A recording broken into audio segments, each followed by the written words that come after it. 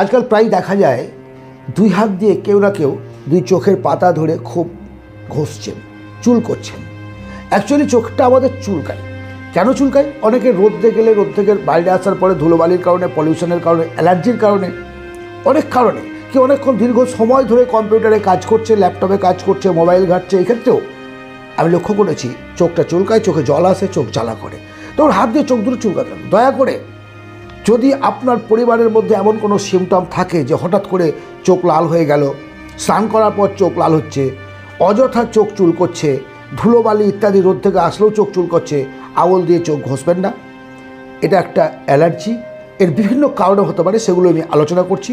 এর মূল কারণটা হচ্ছে পলিউশন। পলিউশন বলতে আপনারা কি সবাই জানেন, ধুলো, বালি, নোংরা, এত বাতাসের জীবাণু, এর বাইরে থেকে ঘুরে আসছেন, খালি চোখে আছেন, চোখের মধ্যে পড়ছে। এটা কারণ, এর মধ্যে চোখ চুল করতে পারে। সূর্য থেকে অতি বেগুনি রশ্মি বলে একটা রশ্মি বেরোয়। দীর্ঘ সময় যদি আপনি উগ্র তাপদাহ রোদের মধ্যে থাকেন, সেক্ষেত্রেও চোখের ড্রাইনেস আসবে, চোখের জলটা শুকিয়ে যাবে, অ্যালার্জির সৃষ্টি, চোখ চুল করতে শুকবে। চোখে এক ধরনের অ্যালার্জি হয়, অ্যালার্জির জন্য চোখ চুল করতে পারে। অনেকে ড্রাই আই হয়, অটোমেটিক্যালি চোখের জলটা শুকিয়ে যায়, এর ফলেও চোখ চুলকয়। বিভিন্ন কারণ আছে। আপনি চোখ, এই যে অতি বেগুনি রশ্মির যে ব্যাপারটা বললাম, অতি বেগুনি রশ্মির ফলে চোখের অ্যালার্জি যে সৃষ্টি হয়, চুলকায়, সেটাকে সোলার রেটিনোপ্যাথি বলে। আবার চোখে এক ধরনের অ্যাটোপিক ডার্মাটাইটিস বলে একজিমা হয়, সেই কারণে চোখ চুলকয়। তার ডায়াগনোসিসটা সব থেকে আগে দরকার, যে আপনার চোখটা অ্যালার্জিটা কেন হচ্ছে, চোখটা কেন চুল করছে। অযথা চোখ দুটো ঘষতে থাকলে কী হবে জানেন, চোখের সামনে যে কর্নিয়াটা আছে, এর যে স্ট্রাকচার, সেটা রূপ বদলে যেতে পারে। চোখের সাদা অংশে ভালোভাবে লক্ষ্য করে দেখুন, ছোট ছোট রক্ত জালিকা আছে, যেগুলোতে রক্ত জমে যাবে, লাল হয়ে ওঠে, ফুলে ওঠে, হাতের নোংরা চোখের ভেতরে গিয়ে ইনফেকশন হতে পারে। চোখের দৃষ্টিশক্তি পর্যন্ত হারাতে পারেন যদি আপনি চোখ ঘষতে থাকেন। আস্তে আস্তে চোখ ছিঁড়ে যাবে। চোখ চুলকানোর আরও একটা বিশেষ কারণ হচ্ছে, কন্ট্যাক্ট লেন্স যাদের আছে, তারা যদি ঠিকমতো সেট না করে, সেই ক্ষেত্রেও আপনার চোখ চুলকাতে পারে। সুতরাং এই যে কারণগুলো আপনাকে আমি আলোচনা করলাম, কারণ যদি জানতে পারেন, তাহলে সমস্যা জানতে পারলে সমাধান করতে সুবিধা হয়। এখন আপনি নিজেই বুঝতে পারবেন। লং টাইম ধরে যদি আপনি মোবাইল ঘাঁটছেন, তার জন্য হচ্ছে, সেটা অ্যাভয়েড করতে হবে। কম্পিউটার, ল্যাপটপ, একটুখানি চোখটাকে রেস্ট দিতে হবে, তারপরেও কাজ করতে হবে।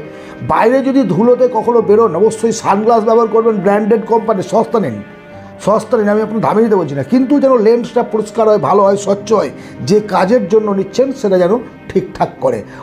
অতএব একটা ভালো কোম্পানির সানগ্লাস ব্যবহার করবেন, চোখে যেন অতি বেগুনি রশ্মিটা ডাইরেক্টলি না পড়ে। বাড়ি ফিরে এসে ধুলো, নোংরা, বাড়ি, পলিউশনের জন্য আপনি চোখে জলের ঝাপটা দিন, জোরে নয়, হালকাভাবে 2 হাতে জল দিয়ে চোখে হালকা করে জলের ঝাপটাটা দেবেন ওয়াশ করার জন্য। আপনি বরফের পুলটি দিতে পারেন, একটা শুকনো পরিষ্কার কাপড়কে বরফে ভিজিয়ে চোখের পাতা বন্ধ করে চোখের পাতার ওপরে একটুখানি ধরুন, বা গরম সেঁকো, সেইভাবে করা যেতে পারে। সবচেয়ে গুরুত্বপূর্ণ যে কথা আজকে আমি আপনাকে বলবো, চোখের এই ধরনের সমস্যা থাকলে অবহেলা করবেন না। অনেক ফার্মেসিতে গেলে ফার্মাসিস্টরা তাদের ইচ্ছে মতো চোখের ড্রপ দিয়ে দেয়। আমরা বলি সমস্যা, একটা ড্রপ দেয়, আমরা লাগাই, বাড়িতে আসি, মেবি ভালো হয়ে যায়। কিন্তু এই ধরনের ভুল করবেন না। চোখ একটা দারুণ জিনিস, মূল্যবান অঙ্গ আমাদের শরীরের মধ্যে। সুতরাং চোখের প্রতি অবহেলা ঠিক না। এমন তো দাম বেশি নয়। একজন চিকিৎসকের অবশ্যই পরামর্শ নিয়ে তারপরে চোখের ড্রপ লাগাবেন বা ওষুধ খাবেন। যা কিছু নিজে নিজে ওস্তাদি করবেন না। আপনি একজন নিকটবর্তী চোখের ডাক্তারের কাছে যান, অথবা নিকটবর্তী কোনো একজন অভিজ্ঞ হোমিওপ্যাথি চিকিৎসক থাকলে তার শরণাপন্ন হন, তার সঙ্গে আলোচনা করুন, কারণ বিশ্লেষণ করুন, কেন হচ্ছে তিনি জানেন। আপনি মেডিকেল ফিল্ডের লোক নন, যিনি চিকিৎসা করছেন তিনি জানেন আপনার সমস্যাটা কোথায়, এবং সেই মতো সমাধান তিনি চেষ্টা করবেন। হোমিওপ্যাথিতে ভালো ভালো ওষুধ আছে।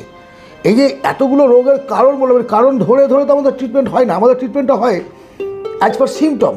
Argentum nitricum, argentum metallicum, sulphur, aurum met, তোমার এন্টিমক্রুড, কফিয়া, ইউফ্রেসিয়া, বিভিন্ন মেডিসিন এই চোখের জন্য ওরালি খেতে হয় অ্যাজ পার সিমটম, নিজে নিজে বাইরে থেকে নয়। আবার ইউফ্রেসিয়া মাদার টিংচার দিয়ে লোশন বানিয়ে চোখে লাগানো যায়, সেটা ডাক্তারবাবু বুঝবেন কীভাবে বানাতে হয়, কীভাবে কী করতে হয়, ইত্যাদি ইত্যাদি ইত্যাদি। কখনও ইউটিউব দেখে বা কোনো কারোর সঙ্গে আলোচনা করে ওষুধ খাবেন না। ডাক্তারের পরামর্শ নিন, সেই মতো ওষুধ খান।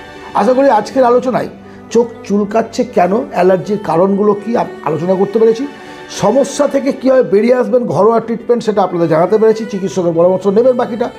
যদি এই আলোচনা ভালো লাগে, এমন ধরনের আলোচনা ভালো লাগে, কোন রোগ নিয়ে জানতে চান আমাকে জানাবেন। ভালো লাগলে সঙ্গে থাকবেন, লাইক সাবস্ক্রাইব করবেন। পরবর্তী ভিডিওতে আবার কথা হবে। ধন্যবাদ, ভালো থাকবেন।